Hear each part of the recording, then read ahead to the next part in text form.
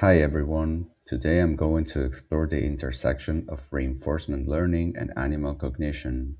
I will replicate an experiment about birds who prefer Cubism over Impressionism from a 2011 paper by Ikatai and Watanabe. They put Java sparrows into a cage with screens showing these two styles of human paintings. What will they prefer? Well, they prefer Cubism, although I'm more fond of Impressionism. But then again, I'm not a bird. The interesting thing here is that food didn't have any role. The birds didn't receive any compensation for looking at one over the other.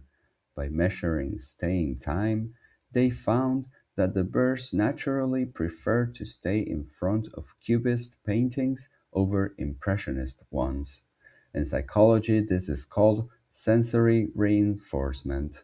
In traditional animal training, we usually think of an image or a sound as a mere cue, a signal that simply predicts a biological reward, like a bell predicting food. But in this experiment, the art is not a signal, the art itself is the reward. The birds actively perform an action, flying to a specific perch just to look at the painting. Food and water were freely available in the cage, so there was no external reward driving them. The intrinsic aesthetic pleasure of the visual stimulus acts as a primary reinforcer. The visual input is its own reward.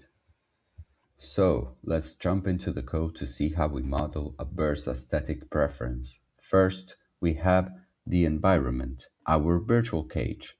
Here, the reward isn't food, it's the intrinsic aesthetic value.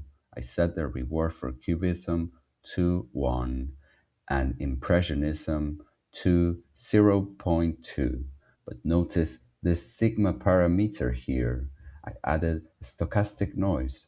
This is crucial because in nature, every sensory experience fluctuates.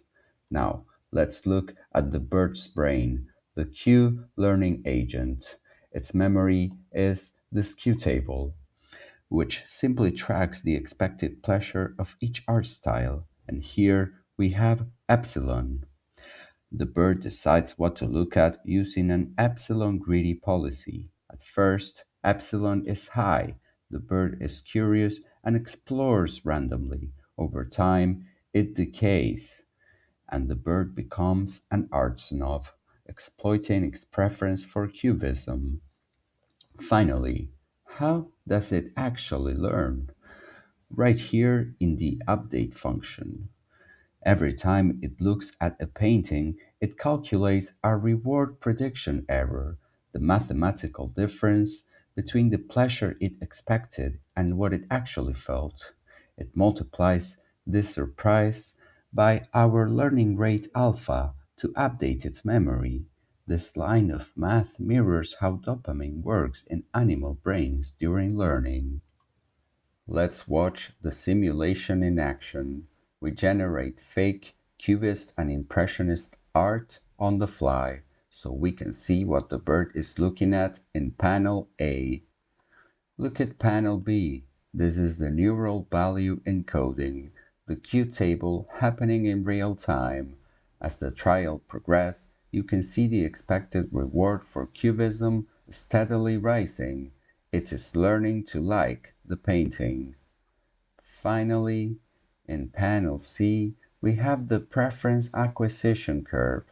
It starts around 50%, pure chance, pure exploration, but through trial and error, driven by that intrinsic aesthetic dopamine, the curve climbs.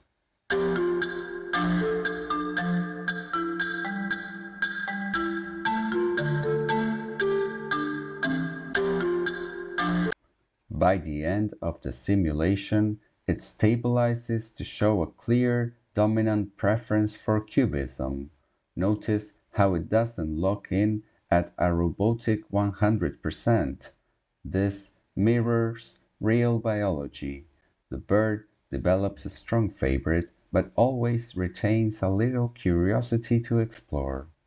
So, what does this experiment tell us? First, visual art is a primary reinforcer.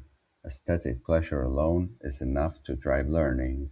No seeds, no water, just the art. Second, reinforcement learning is deeply biological. It's not just a tool for AI or robots. At its core, it's the math of animal cognition. And third, we can mathematically model subjectivity. With standard algorithms, we can simulate complex personal traits, like a bird's taste in art. Thank you so much for watching.